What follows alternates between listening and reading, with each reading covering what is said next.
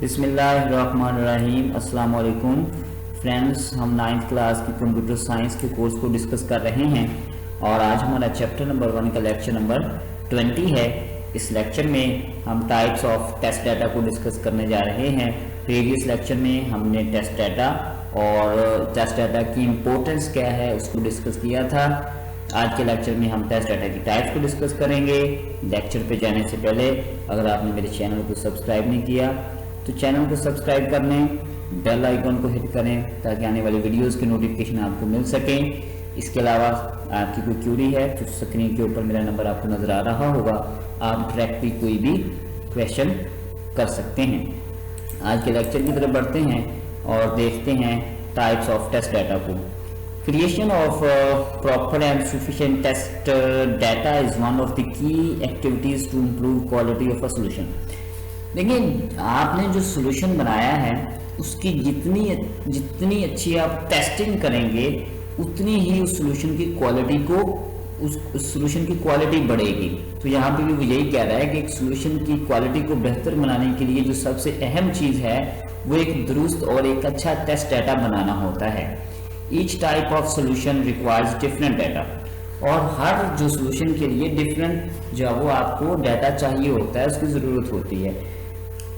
देखिए, अगर एक आपने प्रॉब्लम का एक सोल्यूशन बनाया तो उसके लिए कोई और टेस्ट डाटा जो है वो आपको चाहिए, तो किसी दूसरे के लिए चेंज भी हो सकता है, आपको टेस्ट डाटा कोई और चाहिए होगा, तो वो टेस्ट डाटा चेंज होगा, वेरी करेगा आपके सोल्यूशन के साथ। एक सोल्यूशन में कुछ और चाहिए तो दूसरे में कुछ और चाहिए, ये सोल्यूशन वेरी करता है।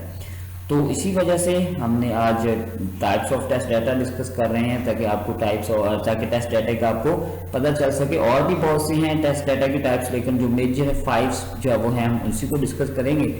सबसे पहले वैलिड टेस्ट डाटा है, दुरुस्त test data. It is the test data that complies with the input requirement of the algorithm. जो वैलिड टेस्ट डाटा है, आपने जो एल्गोरिथम बनाया है उसके लिए जो उसकी जो इनपुट रिक्वायरमेंट है, तो वो टेस्ट डाटा जो कि उसकी इनपुट रिक्वायरमेंट के से मुताबिकत रखता होगा, उसके मुताबिक होगा, वो हमारा वैलिड टेस्ट डाटा कहलाएगा। If an algorithm is supposed to take a numeric value between 1 and 100 as input.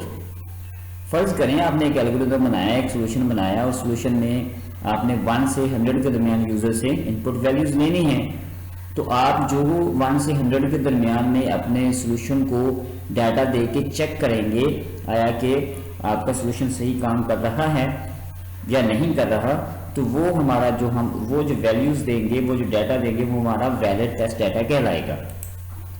Invalid test data, it is the test data that does not complies with the input requirement of the algorithm.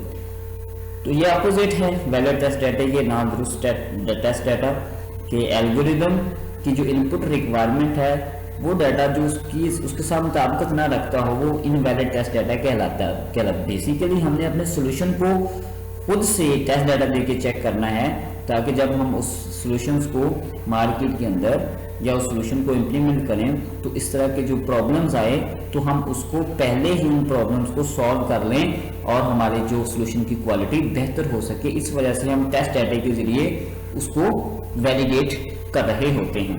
It is necessary to make sure that the solution correctly works for invalid values, shows the relevant messages notifying the user that the provided input values are improper।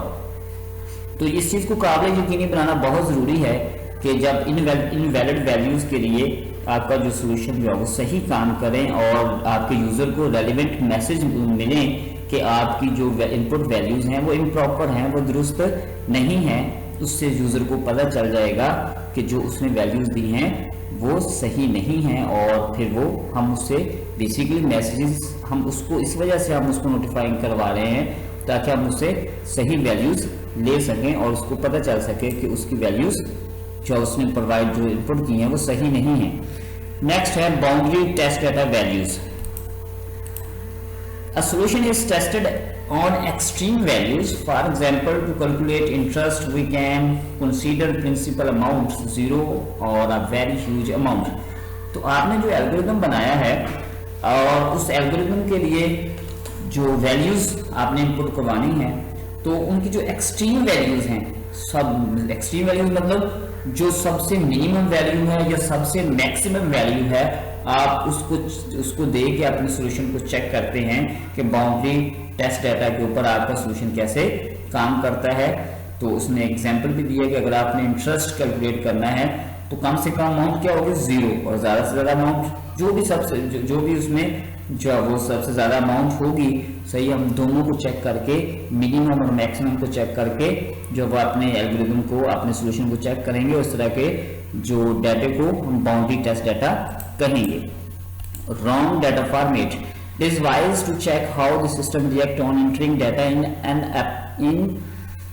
N inappropriate format, कि आपने जो अपना solution बनाया है उसके अंदर आपने जो यूजर से इनपुट लेनी है वो किसी और एक फॉर्मेट के अंदर आपने इनपुट लेनी है, लेकिन यूजर किसी दूसरे फॉर्मेट में दे रहा है, तो उस सूरत में आपका सिस्टम कैसे रिएक्ट करेगा। For example giving an alphabet as input when an numeric value is expected. अब एक सॉल्यूशन है जिसमें जब अल्फाबेट यूजर से आपने इनपुट लेनी है, लेकिन यूजर नंबर जो है वो अल्फाबेट यूजर दे रहा है, लेकिन आपने जो आपके सॉल्यूशन में उसे इनपुट लेनी है वो न्यूमेरिक वैल्यू है।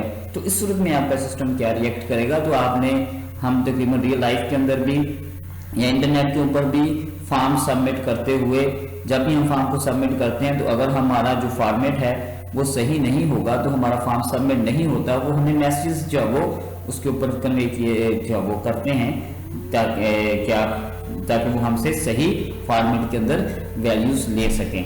तो ये चीजें जो है वो टेस्टिंग के दौरान इनको चेक किया जाता है, और इस तरह की चेकिंग के लिए जो डाटा इस्तेमाल किया जाता है उसको रॉन्ग डाटा फॉर्मेट का नाम दिया जाता है। नेक्स्ट है एब्सेंट डाटा।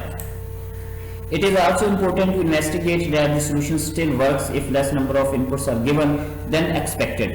तो इस चीज को भी इन्वेस्टिगेट करना बहुत जरूरी है कि आपका सॉल्यूशन जो है वो सही, जो वो अगर जो एक्सपेक्टेड इनपुट्स हैं उससे कम इनपुट्स जो है वो अगर यूजर दे और फिर भी आपका सॉल्यूशन जो है वो वर्क सही कर रहा है या नहीं कर रहा, इस चीज को भी चेक किया जाता है। तो जो लेस नंबर ऑफ इनपुट्स हैं, मिसाल के तौर पर आपने 7 इनपुट्स जो है वो यूजर ने देनी है, लेकिन उसने 6 इनपुट्स दी हैं, 1 जो है वो एब्सेंट है, 1 जो इनपुट नहीं है, तो इस सूरत में आपका जो सॉल्यूशन कैसे काम करता है। तो उसमें हम जब सॉल्यूशन बनाते हैं तो उसकी जब टेस्टिंग कर रहे होते हैं तो मिसाल के तौर पर हम उसको कुछ ऐसी इनपुट्स होती हैं जो लेना जरूरी नहीं होती, जो हर बंदे के पास नहीं होती, लेकिन हमारा जो है सॉल्यूशन उस सूरत में भी सही काम करता है। For example if a system asks to enter driving licence number then everyone can not provide this information. अगर आपका सिस्टम आपको ड्राइविंग लाइसेंस नंबर जो एंटर करने का कहता है तो हर बंदे के पास ड्राइविंग लाइसेंस नंबर नहीं होता। It is important to see how the system react in such situation. तो इसको जानना भी बहुत जरूरी है कि इस तरह की सिचुएशन में आपका सिस्टम कैसे रिएक्ट करता है। डेफिनेटली इस चीज़ को ऑप्शनल रखा जाता है, और अगर वो इनपुट नहीं दी जाती देन हम जो फिर भी जो है वो अपने उस चीज़ को सबमिट करवाते हैं। सही है, क्योंकि हर बंदे के पास वो चीज़ नहीं होती, लेकिन जो चीज़ें होती हैं वो हम उसको जो है वो मैंडेटरी रखते हैं और उसके बगैर हम उस चीज़ को सबमिट नहीं करते। तो ये सोल्यूशन टू सोल्यूशन जो है वो प्रॉब्लम टू प्रॉब्लम वेरी करता है कि किस तरह का डाटा आपको चाहिए होता है। जो टेस्ट यूजर को टेस्ट करते हुए, अपने जो एल्गोरिथम को टेस्ट करते हुए हम इस्तेमाल करते हैं, और भी बहुत सी टाइप्स है डाटा की। तो ये मेजर 5 टाइप्स हैं जो हमने डिस्कस की हैं।